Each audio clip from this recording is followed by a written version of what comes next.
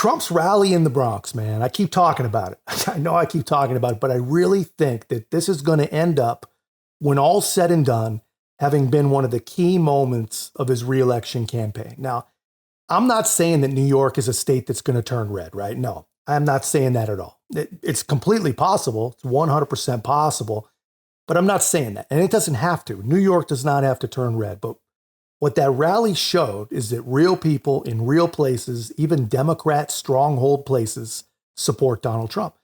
And they're supporting him. Think about this. They're supporting him after almost a decade of the powerful elite trying to tell them every day, 24/7, that Donald Trump is every ist and every ism possible, that he's a dictator and a warmonger and he's corrupt.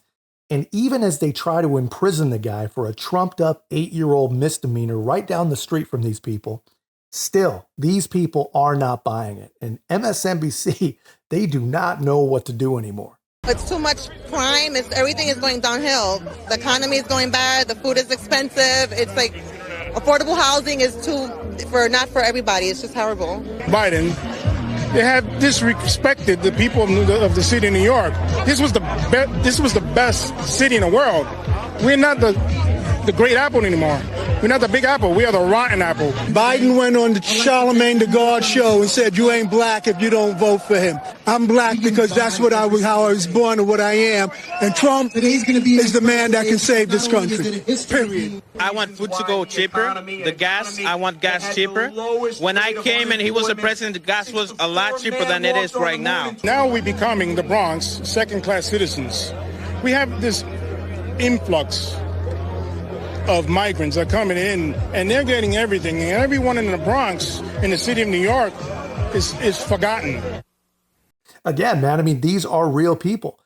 And this is what America looks like. You know, the only people who even pretend to support Joe Biden, they only live on the internet, man. And anytime you really press them to explain why it is they support him, they tell you the same half-ass garbage that they've been saying for years now. They'll talk about, well, jobs created and CHIPS Act and respect on the world stage, which is one of the funny ones. But, you know, all they do is they speak in incorrect, misleading bullet points, and they do not act like real people. And as much as the left wants you to believe that anyone who would go anywhere near a Trump rally is a racist, white nationalist cult member, the people who support Donald Trump, they're just people, man. They are just regular people. They look like everybody. What else really stood out to you about the rally? I will say this rally did look a lot like America. There was a lot of Asian voters there. There were a lot of Hispanic voters, a lot of black voters there, which is not typical for a Trump rally that I go to when I'm in Wisconsin or Michigan. Yeah. So that's what was fascinating. But it is a cross-section of New York. Exactly, exactly. And that's specifically why Trump was there yesterday. Those are key demographics that he sees are starting to break for him just a little bit. That door is opening for Hispanic voters to start voting for Trump in record numbers. They want to capitalize on that in this election. They think if they do, it'll spell success for them. Yeah, it's crazy, man. Even when they're forced to admit that people of all kinds support Donald Trump, they just can't shoot you straight, man. She basically says, you know, everybody was there. I was damn near the only white person there. It was crazy. But this is not what I normally see. This is not what I saw in Wisconsin. I mean, freaking Wisconsin, man. It's funny the way these propaganda reporters work. I mean, there are people that are going to hear that and think, yeah, you know, this is not normal. This is not a normal rally. And then they're going to be normal people with actual working brains that hear that and are going to wonder, what the hell did she expect from 61% white Wisconsin? I mean, the thing that they're missing is that wherever Trump goes, people show up. If the town is white, white people show up. If the town is the Bronx, people from the Bronx show up. It's amazing. It's a pretty strange take. It's almost like she was working her way through it as she was just letting the words go, right? But she's not the only one. The left, they really are. They're coping hard, man. They're coping hard over this thing because they don't know how to combat things like this. Here as well as rapper Chef G. Does everybody know Chef? Where is Chef G? Where is he? Come on up, fellas. Rapper Sleepy Hollow. Come on up here, fellas. How are you, man? Hey. Oh, I like that. I want to get that done. President Trump. Oh, man. One thing I want to say. One thing I want to say. They always gonna whisper your accomplishments and shout your failures. Trump gonna shout the wins for all of us.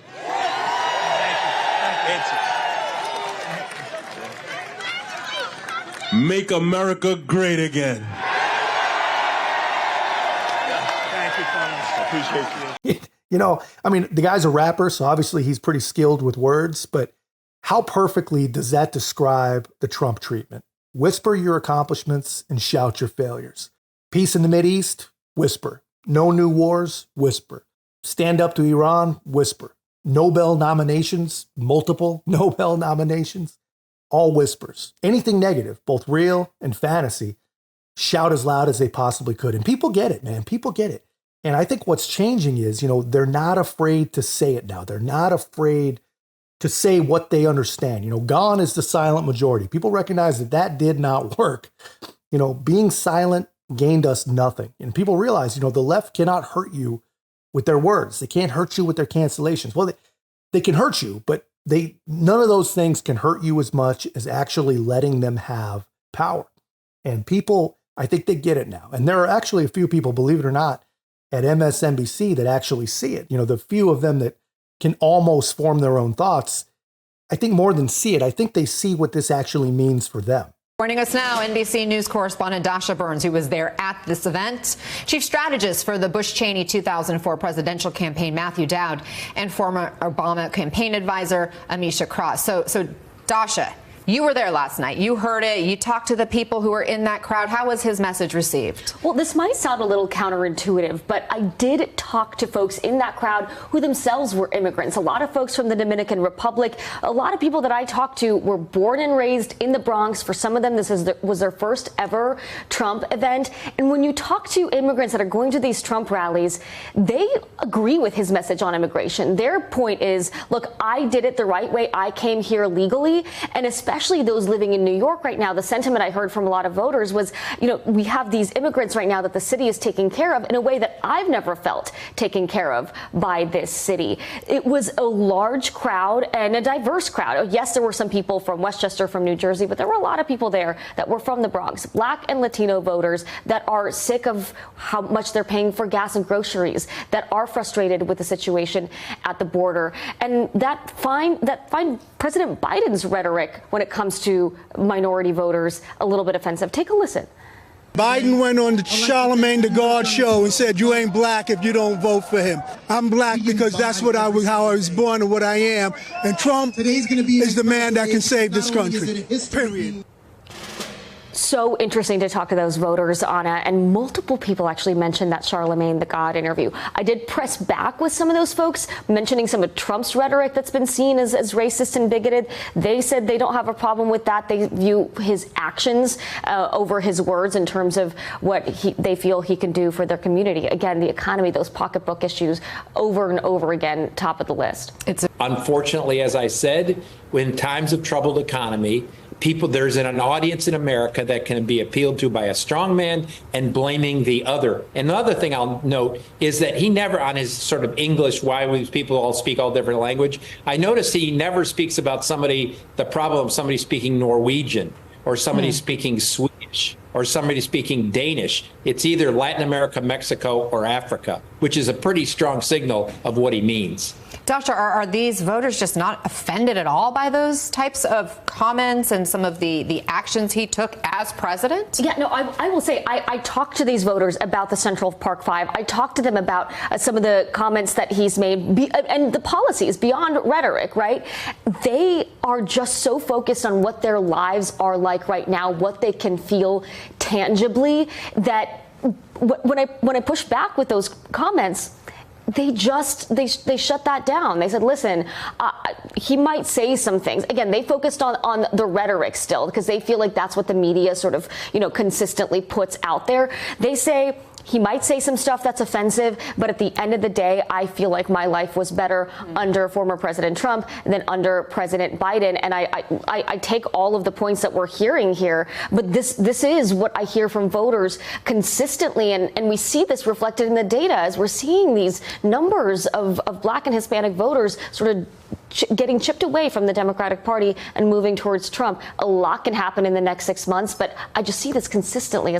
Honestly, pretty amazing to watch when you think about it. Finally, the media is forced to acknowledge that this is not fake. These people were not bussed in. These are not paid people. This is real.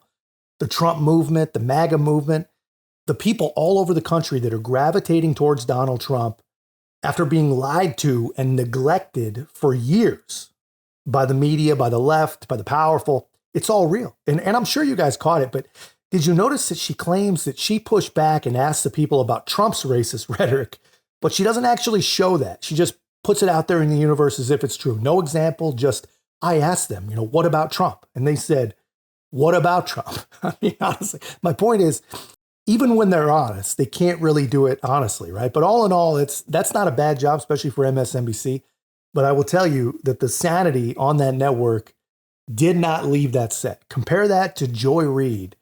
And this deal, this rally is literally breaking her brain. Stay with you for just one moment, Charles Blow. What will be the point of Donald Trump going to the Bronx and bigging up Putin, Xi Jinping, and Kim Jong-un in a place he can never win? The Bronx is full of Black and Latino folk, and he's not fond of those. Right. Well, but you said it yourself in your question.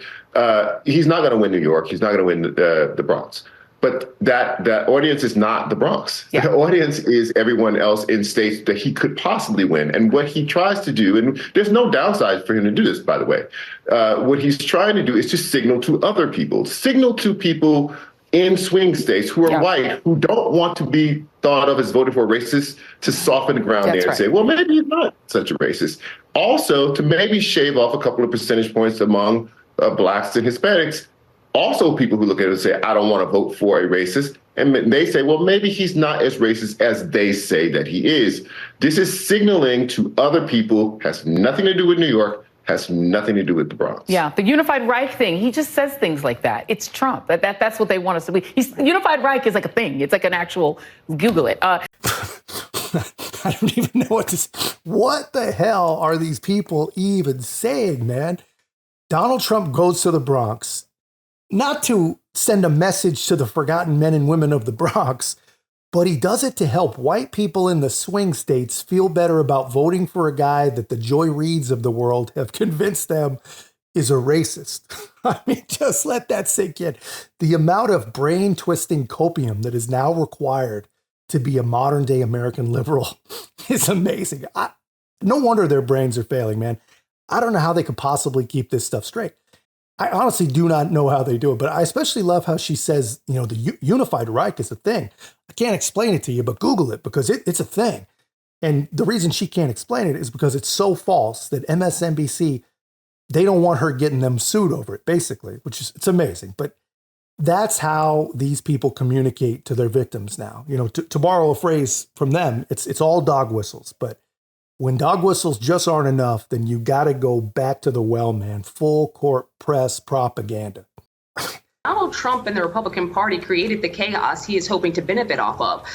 When the Texas governor, Greg Abbott, and when the Florida governor, DeSantis, decided that they were going to send migrants to cities like my hometown of Chicago, to New York, and various other places across the country, they did it with 2024 in mind because they wanted to create this fight for resource allocation. They fundamentally understood that many Black people, as well as brown people in these communities, already were suffering from lack of housing supports, from food insecurity, from other issues, and they sought to create a more desperate situation and to have a population that would demonize new arrivals. I think that it is extremely disheartening. I would say that when talking to these voters in New York, there should have been more questions regarding or more comments about Trump's policies, because this isn't a rhetoric issue. Trump wanted to have the Central Park Five actually murdered. He wanted to ensure that the state killed those young men. He wanted to ensure that, Black people did not have a space in the buildings that he had across the state of New York. In many cases, he's also pushed for anti-civil rights legislation. We have already seen what Project 2025 looks like. And for Black people and brown people across this country, it is an assault on our rights and an assault on our very being.